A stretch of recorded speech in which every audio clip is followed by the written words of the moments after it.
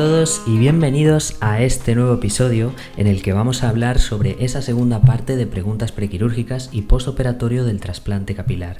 Temas como las unidades foliculares, cómo dormir tras un trasplante capilar o cuándo podremos volver a hacer ejercicio son algunas de las preguntas que nos quedaron por contestar y que vamos a tratar hoy en el episodio. Pues vamos a empezar por el tema de las unidades foliculares. Antes de nada, vamos a comentar a qué nos referimos con unidades foliculares.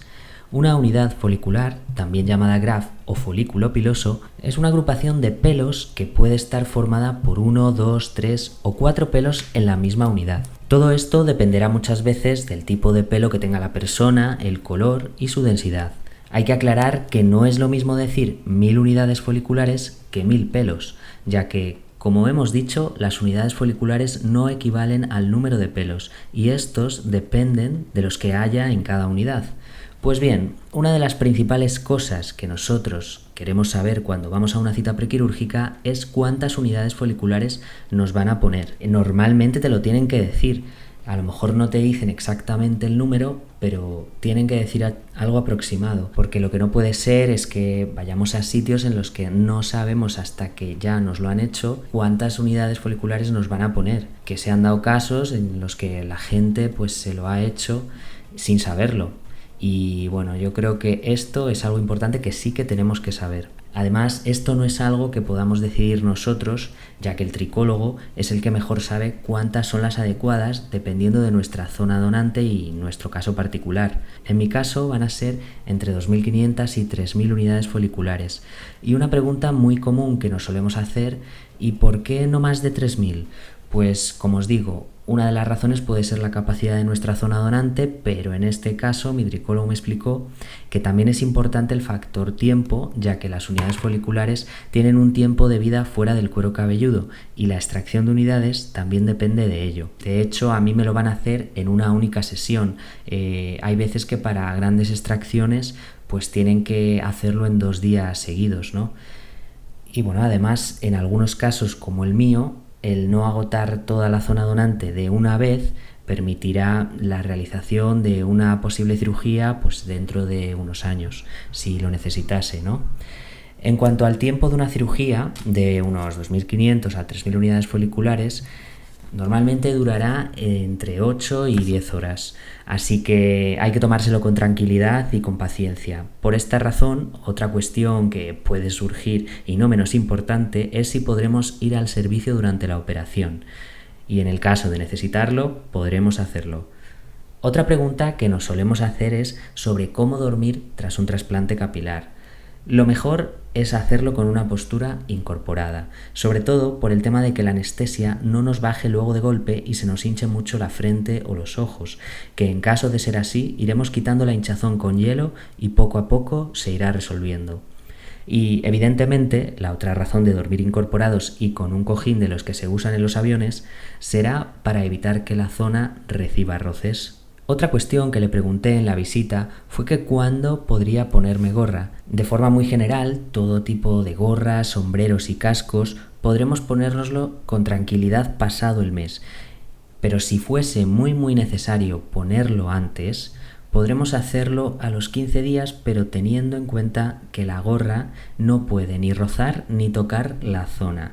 La tendremos que colocar con mucho cuidado, poco apretada, y al quitarla lo mismo, ya que podría quedarse enganchado algún folículo y este podría arrancarse, que justo es lo que no queremos que pase. Y de cualquier modo, nunca hay que ponérsela antes de que se hayan caído las costras. En cuanto a la cuestión del deporte, es verdad que hay diversas opiniones. Algunos tricólogos te pueden decir a los 15, otros a los 20, otros al mes, pero la razón principal de no hacerlo antes es por evitar los golpes, más que por el sudor en sí, que muchas veces oímos que lo que no tiene que pasar es que sudemos mucho, pero tenemos que tener mucho más cuidado con los golpes.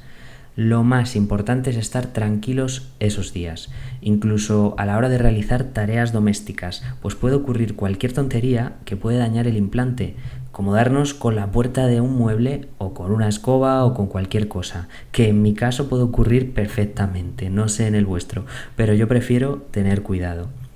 Así que todas las limpiezas generales y a fondo que tengáis que realizar en casa, mejor hacerlo los días previos a la operación para que podáis estar más tranquilos esos días.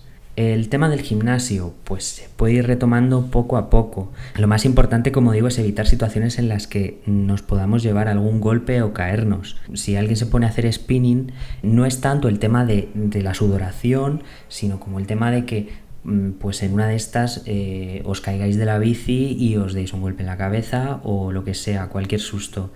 Entonces, puede que 15 días parezca muy precipitado. Si no nos sentimos seguros, yo no lo haría tampoco y no lo voy a hacer porque creo que lo mejor es empezar además a hacer cosas poco a poco. Además que después de esas semanas sin hacer deporte, pues también es verdad que para retomarlo pues tampoco puedes hacerlo de golpe. Así que lo mejor al principio, cuando llevemos pocos días, porque bueno, a los 5 días es muy poquito. Ahí lo que podremos hacer en todo caso es caminar pero por la noche, hacer salidas nocturnas, paseos así cortos, sobre todo ahora en el verano que no nos puede dar el sol. Y bueno, en cualquier época que os lo hagáis tenéis que tener mucho cuidado con el sol.